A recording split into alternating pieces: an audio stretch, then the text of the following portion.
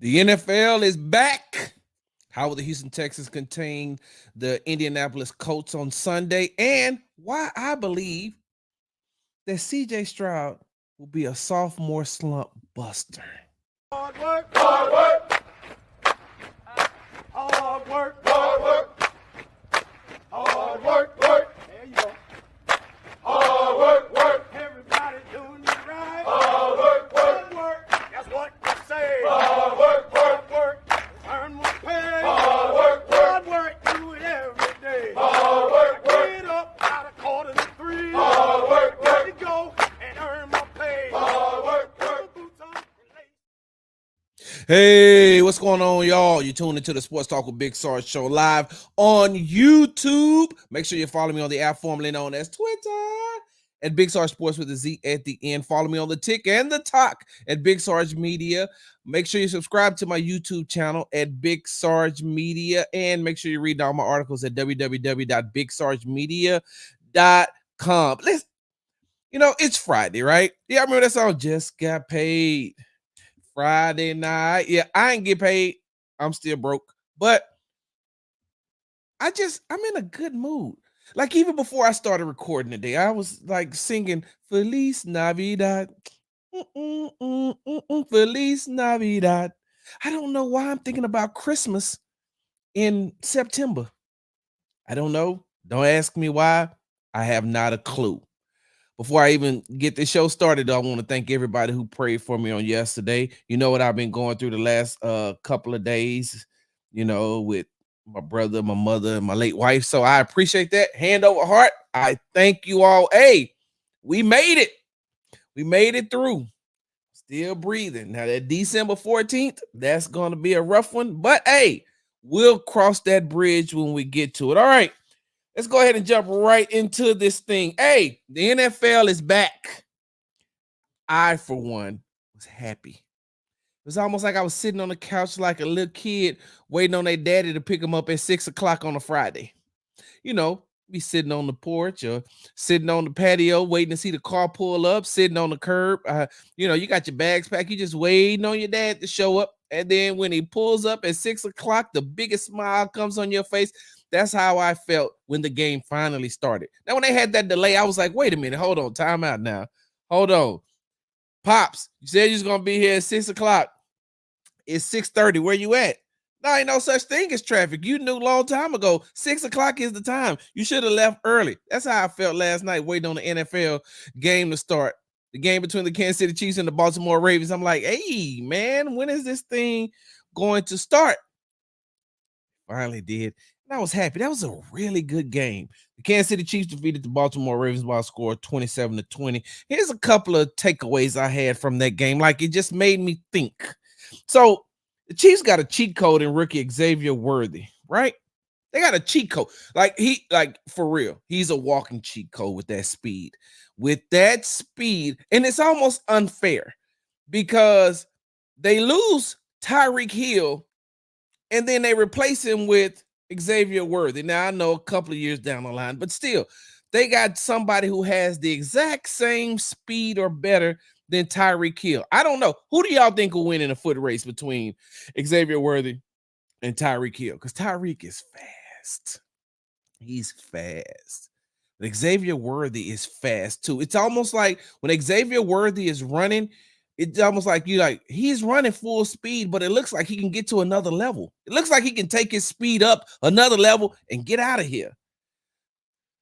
Ooh, that dude is fast. But the one thing that the Kansas City Chiefs cannot fall into the trap of, the Kansas City Chiefs cannot do the exact same thing with Xavier Worthy that they did with Tyreek Hill when he first came to the Kansas City Chiefs, when he first started playing for the Kansas City Chiefs. Like, you cannot make him a gimmick and a gadgety type player.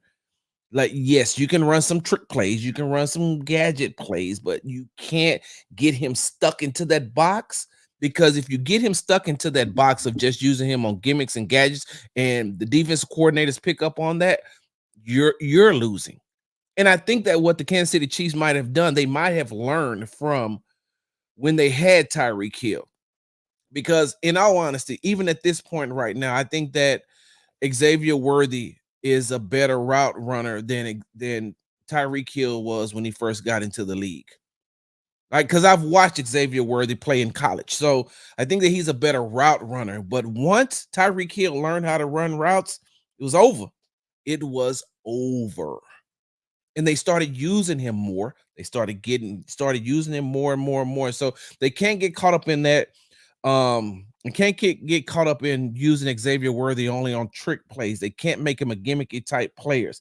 Hey, next thing. So, like, I've lived long enough to watch dynasties, right? I've lived long enough to watch dynasties. And I'm not talking about the TV show. Some of y'all are too young to even remember the show Dynasty. Lord Jesus, I'm getting old. But so I've watched what the Cowboys did in their heyday. You know, I watch what the Patriots did in their heyday. And you look and you say, like, at some point, there has to be a fall off. Like when the Cowboys fell off, they fell off big time. Like they fell off. When the Patriots fell off, they fell off. Hey, when are the Chiefs, like, when is that decline supposed to happen? When are the Chiefs supposed to fall off? Because they won a Super Bowl last year. And I watched them last night, and I'm saying to myself, shh, it look like they're going back.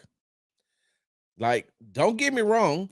I think that there are some other teams in the AFC that may give them a challenge. I think the second or third time around playing, the second or third time around playing against the Baltimore Ravens, you know, that's going to be a different game. That's going to be a different outlook.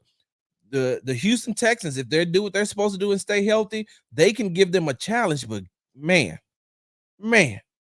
I'm saying to myself, I thought, like, they've been good for a long time. The Kansas City Chiefs have been good for a very long time. And I'm looking at them and I'm saying to myself, yo, these guys, they just reload. They just reload. Hold on, y'all. I have got to do this. 1 second. So, what's up, Lou? Fillmore is my cousin, my barber, who I was telling y'all about yesterday. Take the hat off. You're disrespecting his haircut. Hey, man, listen. You tell my cousin I said that I wear this hat on every show. On every show. Hey, but look, hey, I am chopped and faded, though. Ooh, tell him I do look good, though. All right, but when are the Chiefs supposed to decline? When is that supposed to happen? When Patrick Mahomes retired? Like, they look very good. They still look good. And you're saying to yourself, okay, so, you know, Travis Kelce is getting older. You know, they got a decent running game in Pacheco. So, you know, Patrick Mahomes is going to be Patrick Mahomes. Of course, he's still in his prime. But you're like, but what about the other things? You know, so like Rashee Rice had a lot of, you know, off the field things that happened. And then he steps right into the game. It just balls out. Xavier Worthy acts like he's been with the Chiefs system forever. So I'm like, when are they supposed to decline? When are they supposed to fall out? I'm waiting on it. And that's why I can't wait till the Houston Texans take on the Kansas City Chiefs in December, right? They play them in December. I want to see. I want to look. I want to be like, so I want to see how the Texans, if they're fully healthy coming into that game, I want to see how they match up to what we know as, they're not just the top in the AFC, they're the top in the NFL. Like Kansas City, they're the standard. And I know some people want to put San Francisco up there. San Francisco can't touch Kansas City. I'm sorry. Kansas City Chiefs are the standard. And I remember a long time ago when I used to have my radio show and I was getting going, I was like, because at first I didn't see this coming from Kansas City. I used to say, I did a segment and I said that the Kansas City Chiefs are Chrysler 300. Like they look like a Bentley at the time, but they're a Chrysler 300.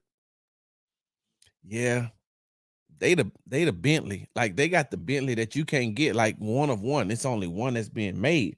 And so with that being said, the Ravens, they got to step. They got to stop getting moral victories against the Chiefs. Like there's no such thing as a moral victory. I'm sorry. Like the Ravens, y'all got to beat them. Like you have to beat them, like on the scoreboard. Not go in and say, man, we almost had them this time. Like almost don't count.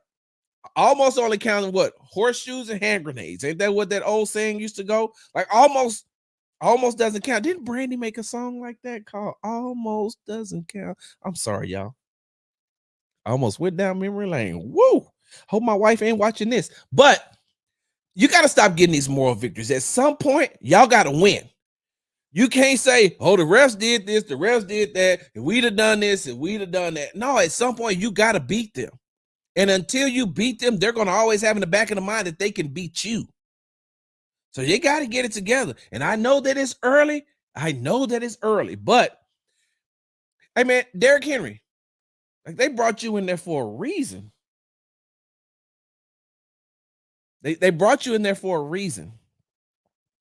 They had, 13 carries for 47 yards, if I'm not mistaken, and a touchdown? Lamar had 16 carries for 122 yards. You're going to have to do something against the good teams. I've seen you feast on bad teams. I know that. And you're getting a little bit older, a little bit long in the tooth. I've seen you feast on bad teams. But when it comes to these good teams, man, listen, I was there. Hey, Texas fans, raise your hand if you're in here, right? Raise your hand if you're in here. Hey, look, I like to do this thing.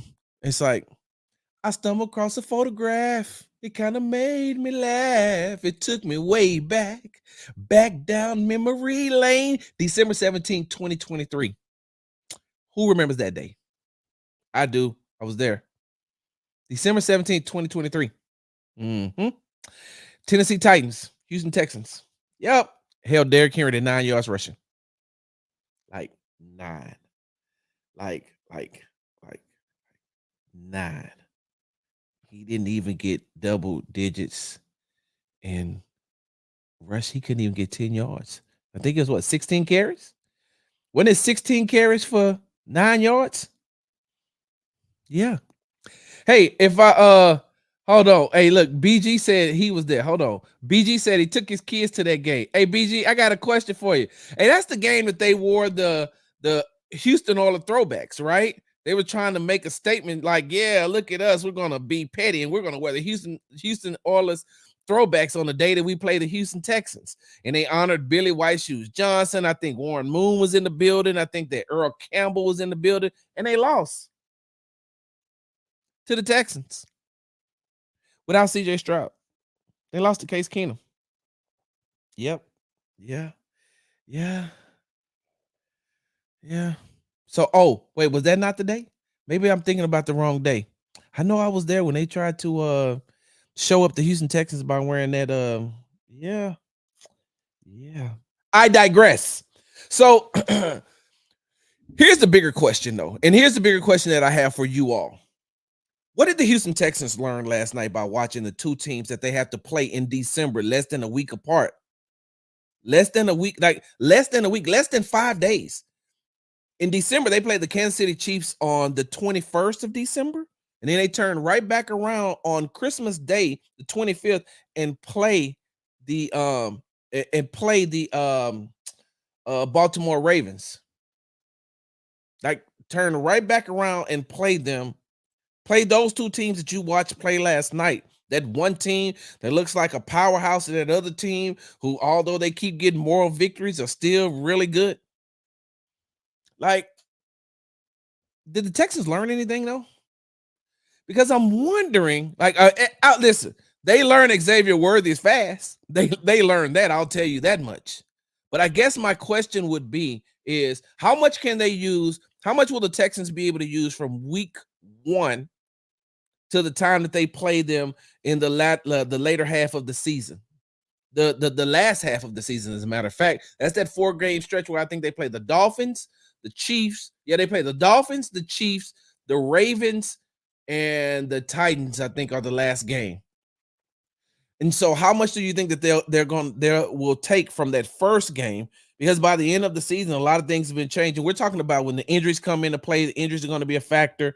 But were they able to see anything? Or the Houston Texans able to use anything that they seen last night coming into the game on going into the latter half of the season, will they be able to use? Of course, they're going to have things on tape that they're just going to be able to watch. But on today, we get a chance to talk to Houston Texans head coach D'Amico Ryans, and I think that I'm going to ask him that question. When you see these two teams, two opponents play against each other so early in the season, how much can you take from that? Because you don't play them until the end of the season, and there's to be a lot of things that change. So was the game last night just watching personnel, watching some of the some of the offensive and defensive scheme? Will you just be able to use that, or will you really be able to use some of that game footage from last night in week, what is it? They play them in week, just 18 weeks now, right? So they play them in week 16 and 17, if I'm not mistaken. So we'll see. We'll see. That's a damn good game. Good Lord, that was a good game. Like, that was a good game.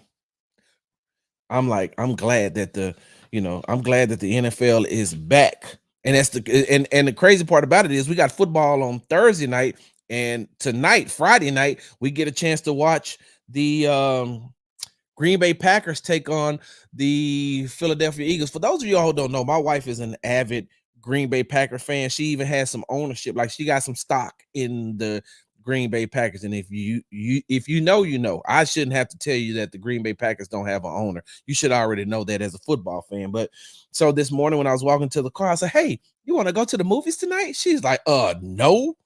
I was joking, of course. I know she ain't gonna miss that team. Like, it got to be a dire emergency for her to miss the game. And then even wherever we are in the emergency, she's going to be keeping up on with the game on her phone. So football was Thursday night. You got football Friday night. And guess what? Sunday, you Houston Texans fans, look, you like, yeah, cool. Ravens, Chiefs, great. Love football. Got it. Yeah, Packers, Eagles. Yeah, football. Cool. Saturday. Yeah, I think UT plays Michigan. Cool. College. Now we need to get to our game. Right? That's what the Houston Texans fans are saying. We need to get to our game. Hey, Sarge, you didn't talk about everybody else. Now go ahead and do what you really came here to do. All right. So on Sunday, the Houston Texans opened up their 2024 NFL regular season against the Indianapolis Colts in Indianapolis. And guess what? Sarge will be in the building. So make sure you're following me on the app formerly known as Twitter at Big Sarge Sports with the Z at the end for all your live updates. I will be in the building. So I will be, and I think that I'm going to do a halftime spaces with you all. So make sure you're following me. So when I do the spaces, you can hop on, and during halftime, we can talk about the game, what you've seen and what I've seen, and we can compare notes. And then I'll be like, okay, y'all, I got to go back to work. I'll talk to y'all after the game. And so here's a couple of keys to victory for me for the Houston Texans in order to beat the Indianapolis Colts. Number one, they have to establish the run game early.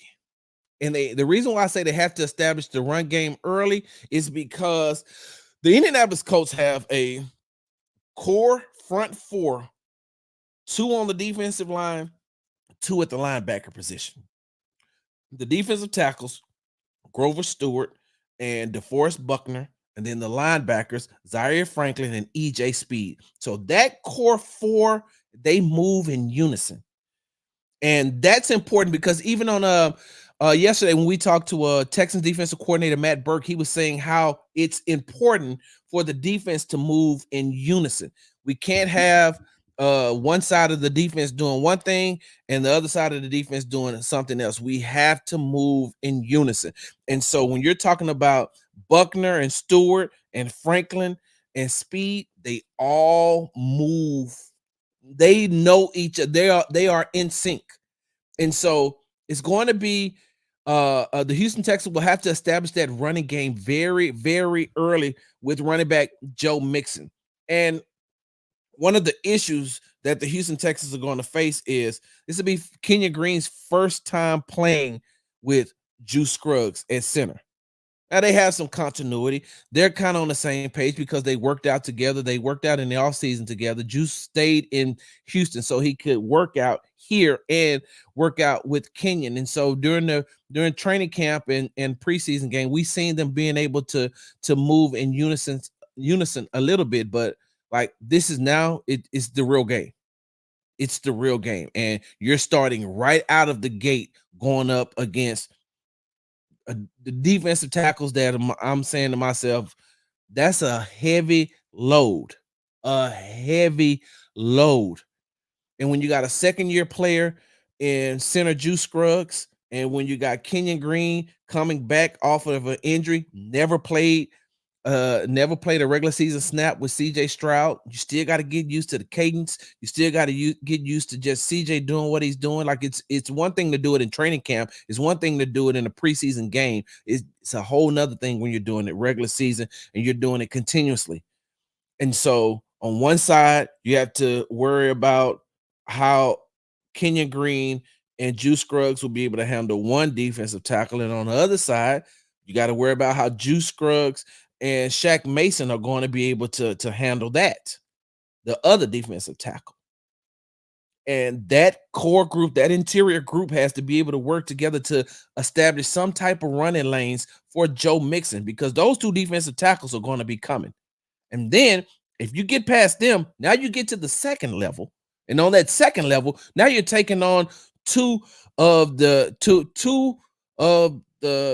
I want to say that linebacker core of Franklin and Speed, they're probably top 5 in the NFL. Like, they are really good. And so you get past Stewart and Buckner. Now you got to make sure that you also on that second level, you got to make sure that you contain Zaire Franklin and EJ Speed. And so that core 4 is important.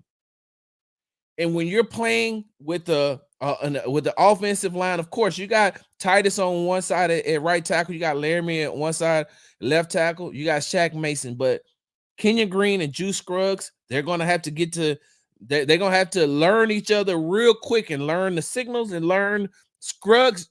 The most important part is Scruggs being able to call out the coverages, the assignments, the line assignments, looking at everything. That's going to be a lot on his plate because he got these two monsters on the side of him on the opposite side of the ball that's trying to get there, not including when Speed walks up to the line or Franklin walks up to the line. And the one thing that we've talked about all training camp is, how do you establish that running game? We know you got the weapons. We know you got the weapons to pass the ball. Do you have do you have the ability to be able to run the ball against a lot of these defensive fronts that you're going to see this year? On yesterday, offensive coordinator Bobby Slowick even said, because I asked him about this core 4 that he's going up against, and he said, Sarge, I feel like I'm going to be answering this question all year because we're going to go up against a lot of good front sevens. We're going to go up against a lot of good defensive linemen. We're going to go up against a lot of good linebackers, and with the way that their schedule is. So they have to establish that running game early, and they have to make sure that they contain that Colts front core 4, that Colts core 4 with DeForest Buckner, Grover Stewart, the defensive tackles, and linebackers Zaire Franklin and EJ Speed. All right, the second thing I have, the Houston Texans have to play fast, but they got to play under control. If you know what I mean by that, play fast but play under control. So we know that Stroud has multiple offensive weapons, and he likes to play with tempo. He has to keep the ball moving while forcing the Colts defense to overthink sometimes while trying to keep up with the pace. So he has to force that tempo. He has to force the tempo, but play under control.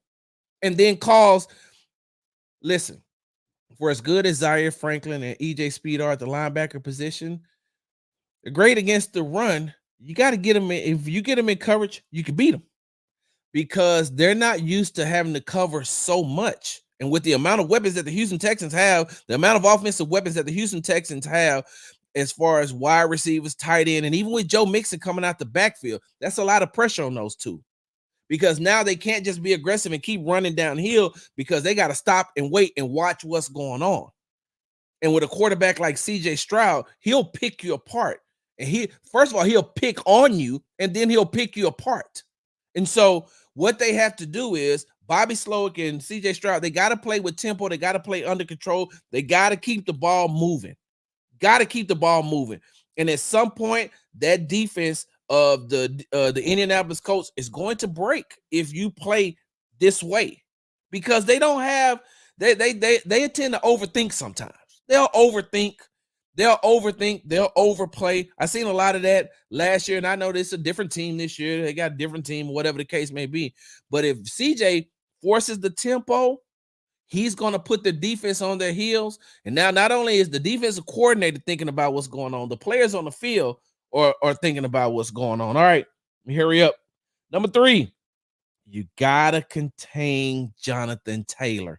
You've got to contain Colts running back Jonathan Taylor. Listen, only real Houston fans are going to get this when I say this. And this is how I know that you are a real Houston fan. I'm talking about Houston sports fan. When I say this, if you're a real Houston sports fan, when I say this, hey, just drop a thumbs up in the comments, a thumbs up or a high five in the comments when I say this.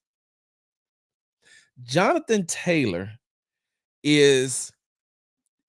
Jonathan Taylor to the Houston Texans is what Ty France is to the Houston Astros. Okay, let me say that again. Jonathan Taylor is to the Houston Texans what Ty France is to the Houston Astros. If you got that, just raise your hand, give me a thumbs up, and you can comment on it if you want to. You'll know what I mean. Jonathan Taylor is an amazing running back. And I've said this before, and I'll say it again. And some of the Texans fans got mad at me when I said this, but hey, it's just the truth. You know me, I report on the facts. If I give you my opinion, I'm going to give you my opinion. But I mostly just report on the facts. Jonathan Taylor don't get hurt in week 18, and they're able to keep feeding him and giving him the ball. If he doesn't get hurt, I don't know if the Houston Texans make it to the postseason. I'm just being honest. In that game, he had 30 carries, 188 yards, and 1 touchdown. He had 188 yards rushing. And he got hurt. So he had to sit out. They had to take him out the game. Like, I'm just being honest. As close as that game was, Jonathan Taylor, if Jonathan Taylor doesn't get hurt, I don't know. I can't tell you what the outcome could be. Now, Houston Texans won the game and went on to make a small little playoff run. But Jonathan Taylor, man, he's a monster. And if you don't contain him, and if you can't keep him contained, he's going to kill you. That run game, and the one thing that the Indianapolis Colts love to do, they love to feed him the ball. Listen to what I just said. 30 carries for 188 yards in the last game that they played in week 18. If he wouldn't have got hurt, that probably could have been like 41, 42 carries for well over 200 yards. Maybe even 225, 230. He's one of those guys that the more you feed him, the stronger he gets. And if the Houston Texans don't stop him, they don't stop him. And what I mean by stopping him, like, okay, he's gonna get his yards, but you don't want him to get a lot of yards. You don't want to let him get in rhythm. Like, throw him off. Okay, so if he gets a 12-yard run, hold him to 2-3 yards the next 2-3 times he touches the ball. Because if you let him get 12 yards and then he gets 8, and then he gets 17, and then he gets 9, he's in a rhythm. And now he's going to be really hard to stop because he's in a rhythm and he's running downhill. And so before I move away from that, because I think that the Houston Texans can contain him, especially when you got a quarterback that like Anthony Richardson, who doesn't have a lot of NFL time, doesn't have a lot of quarterback starts under his belt in his career. Like, if you can stop him, then you're going to force Anthony Richardson to do what he needs to do. Hold on. Let me see something. Not gonna lie, only person I'm worried about is JT. As far as AR, we take his first option and first running lane. The man is dead. I don't buy the AR hype. I'm gonna get into AR in just a second. So going back to what I said about Jonathan Taylor is the Ty France. Jonathan Taylor is to the Houston Texans what Ty France is to the Astros. Jonathan Taylor only has 16 100-yard rushing games in his career. 16. A quarter of those came against the Houston Texans. I'm sorry. Maybe too early for some of y'all to do math. That's he got 4 games, y'all.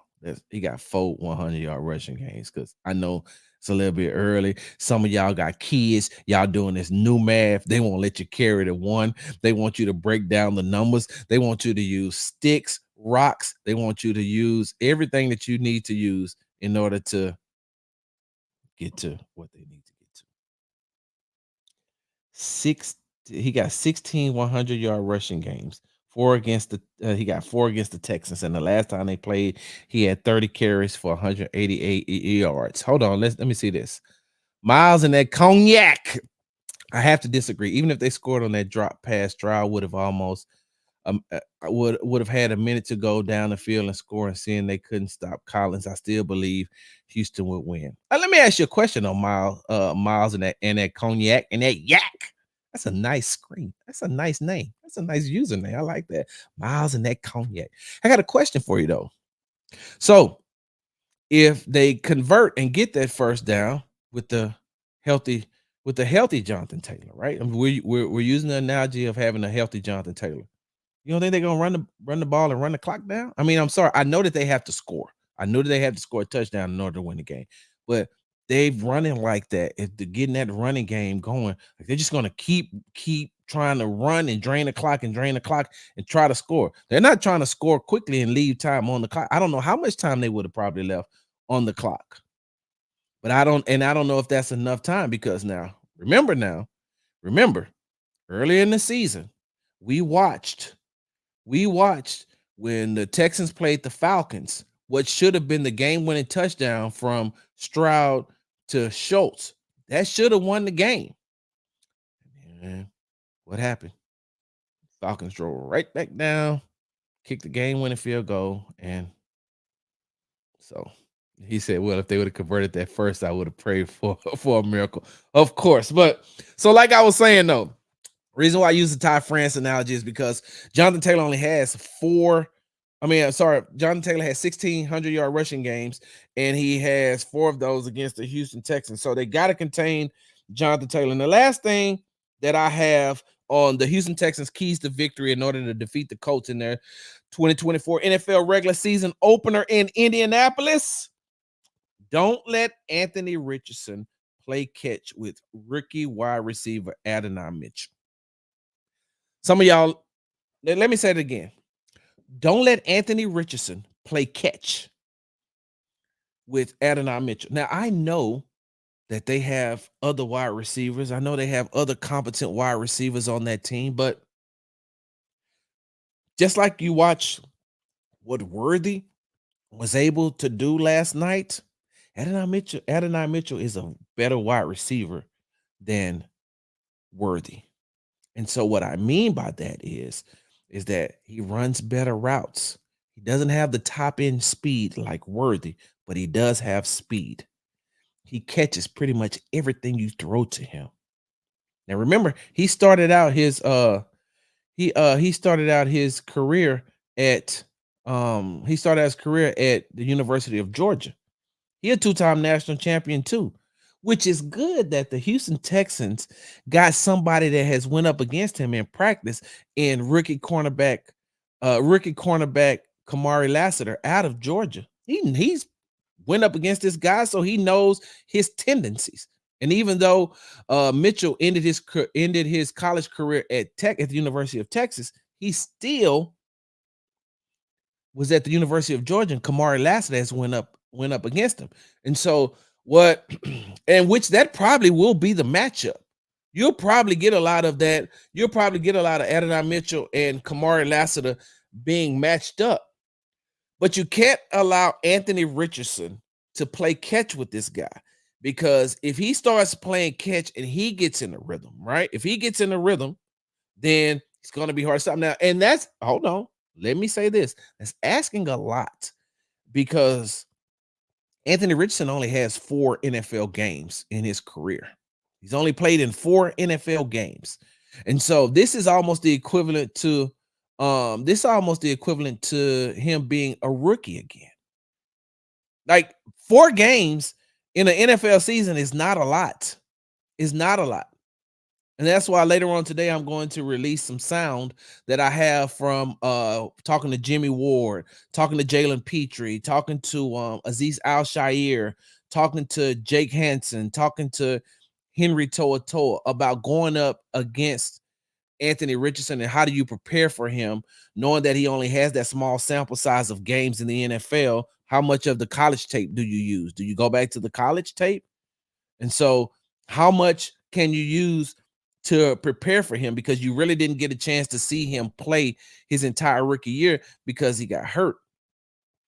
And so, if you don't allow him to play catch, if you keep the pressure on him, keep him forced in the pocket.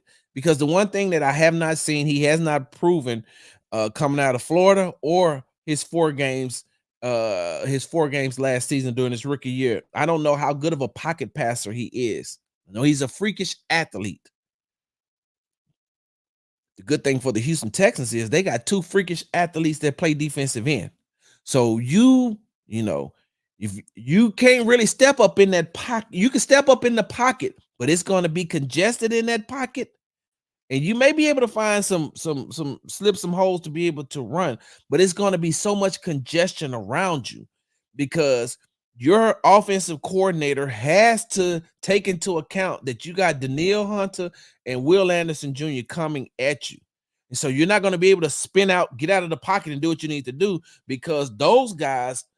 So Will has the speed. Hunter doesn't have the speed, but he has the length in his arms.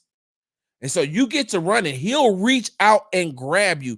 And I don't know how many of you all have ever met Danielle Hunter. I don't know how many of you all have ever shook his hand. There's only one other person that I shook their hand and I was like, God dang, why did this do? Like, I'm just going to fist bump him from now on and slightly because I don't want him to put no force into it.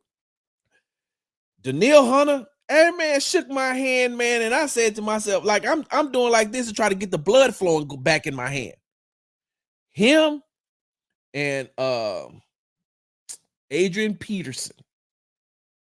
Yeah. I would never want to get in a fight with Adrian Peterson. I don't even think like they call him all day for a reason. He's gonna keep going. And his hands feel like concrete. That's the same way that Danielle Hunter's hands feel like concrete and he's strong. And so even Will has said during training camp how much he has taught him how to use his hands. And so with the length of his arms being able to reach out, he'll be able to reach out and he'll grab Anthony Richardson before he's able to get out of the pocket. So as I digress, you can't let them play catch with each other. You can't let Anthony Richardson get out of that pocket. You can't let Anthony Richardson play catch with Adonai Mitchell. You can't let Jonathan Taylor get going. And those are my keys to victory. All right, I got to get ready to get up out of here, y'all. My last thing that I have for you all today, and thank you all for being here. Thank you for letting me get long-winded. Thank you for letting me talk. Let me see what Tony got to say. Hold on for a second. I think they should force AR-15 to throw. He can run and was about to run all day on the Texans last year. Yeah, let me see what Ricky has to say. I might be wrong, but last time they faced, wasn't JT still rushing for them until the last drive? I think he was only out for one drive in the third quarter. Yes, but he was hurt. He came back into the game. He was still hurt. He wasn't at full, he wasn't at 100% when he came back into the game. And so, yes, he was in the game, but he was not 100%. Talked about that after the game, but he wasn't going to, he said, this is potentially our last game of the season. I'm not going to sit out. He said if this would have been a regular season game, not a regular season, an early game, I probably would have just stayed out, but I could not leave my teammates on the field like that. So, yes, he was in a game, but he wasn't 100%. Let me see what that mile and that cognac. I believe the recipe for a W is to jump ahead by 2 scores and force AR to make tight throws and cause turnovers. And for the love of God, don't let JT pop off. Exactly. All right, the last thing I have for you all today before I get up out of here and head over to Houston, Texas practice press conferences in the locker room. So I've been around football for a long time, like a long time. And yes, I have. I've seen the Madden curse. I've seen sophomore slumps in baseball. I've seen it in football. I've seen it in basketball. And there's a lot of people that believe in the NFL that C.J. Stroud, quarterback for the Houston Texans, is going to come back down to earth. Because as we know, CJ had an amazing record-breaking, rookie season.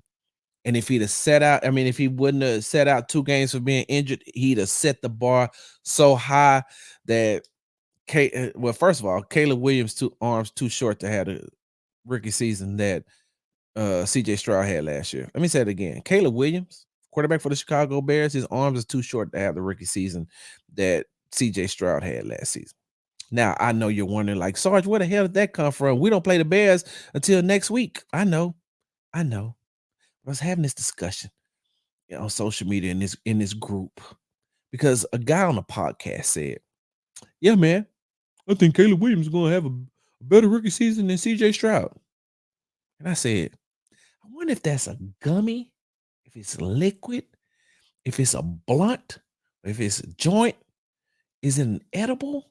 Are you eating it straight from the bag? Are you licking the residue from the bag? Because you high as hell. Ain't no possible way I see Caleb Williams having the exact same season as CJ Stroud had as a rookie. No. He's going to have a good season. Don't get me wrong. The Chicago Bears have a good team. The Chicago Bears have a lot of weapons. I want to see what he's going to play. I want to see what he's going to be like when he has to play in these cold weather games late in the season. I want to see how he's going to play when Chicago gets cold and he has to play at home. I want to see how he's going to play in Green Bay when it's cold, because he's one of those guys that's always played in great weather. He's always been able to play in what they call Oklahoma, North Dallas. In North Dallas. But I digress. I don't see CJ Stroud having a sophomore slump. And the reason why I don't see him having a sophomore slump is because look at what he did when he didn't have all those offensive weapons last season. He made it happen. He made it work.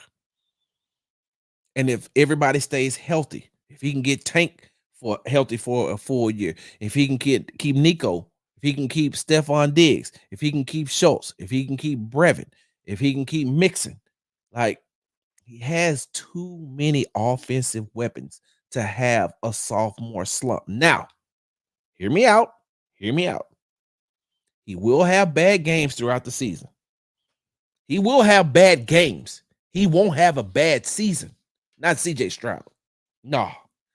So all this, these fans from these other teams are like, yeah, I can't wait to play the Texans because I want to see what CJ Stroud is going to do now that he's in his sophomore season and the defense coordinators have seen what he can do and they're going to be able to catch up to him. Nah.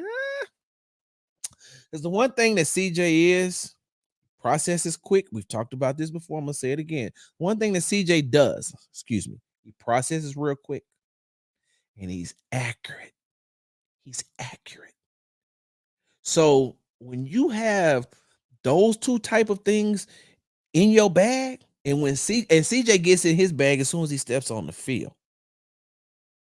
So you're not going to be able to just say, yeah, he gonna have a sophomore slump just because this is his second year in the NFL. Y'all didn't hear what CJ said the other day when they asked him about Kamari Lassiter? He said, Kamari is a lot like me.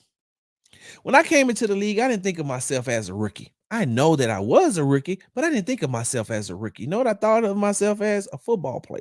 He said that's the same thing that Kamari Lassiter. Kamari Lassiter sees himself as a football player, not as a rookie.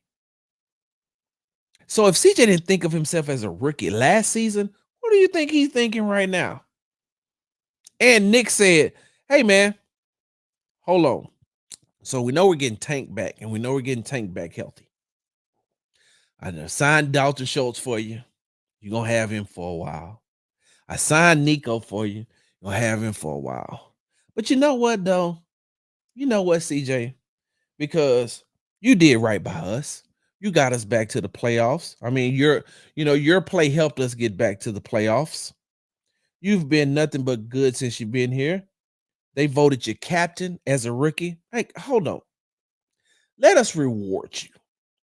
Hey, so I know you got Nico, and I know you got Tank. Hey, let me go get you another 1,000-yard wide receiver. Let me go get you another one of those. Let me go get you one of those. Let me go get you Stephon Diggs. I'm not done yet, though. Hold on. Not only am I gonna do that, I'm gonna go get you a monster in the red zone because we know that we've had some red zone issues in the past, and the window gets smaller once we get inside of the red zone. Hey, let me go get you a guy that I know that is a red zone monster in Joe Mixon. And not only is he a red zone monster, hold on, he's a very good running back, and he can block, and he can catch out of the backfield. And he's played with a quarterback just like you that thinks exactly like you in Joe Burrow. And he done been to the Super Bowl. So he knows what it takes to get to where he needs to be. Yeah, let me go out and get you that. Let me go out and get you Diggs. Let me go out and get you Mixon. And tell me where he's gonna have a sophomore slump again. Because when slump insinuates bad season, and he's not gonna have that, he's gonna have a bad game. He won't have a bad season. All right, y'all got to get up out of here. Make sure you subscribe to the app formerly known as Twitter and Big Sarge Sport. Make sure you're following me on the app formerly known as Twitter. Hey, y'all know why I do that, right? Hold on. Let me tell y'all why I do that. When I say the app formerly known as Twitter, because it's called X now. So I do it like this. So the app formerly known as Twitter at Big Sarge Sports with a Z at the end. Make sure you subscribe to my YouTube channel at Big Sarge Media. Follow me on the Tick and the Talk at Big Sarge Media. And make sure you read my articles at www.bigsargemedia.com. I think I'm going to be back this afternoon. I have a guest schedule, somebody that you all are going to love. We're going to talk some Texans season opener again. I want to get his keys to victory and what he's seen. And this guy is somebody that I respect, and I know that you all respect as well. So I got to get up out of here. Hey, make sure y'all follow me because as soon as we get off here, I got a video dropping of Kenyon Green and Shaq Mason talking about playing against DeForest Buckner, Grover Stewart, Zaire Franklin, and EJ Speed. So, hey, man, I just try to provide y'all with the best content that I can, the best content that's available to me. All right. Hey, y'all have a good Friday. We'll come back. Y'all know how I like to do it in the after. It's 5 o'clock somewhere. I'm out. Hard work. Hard work. Hard work.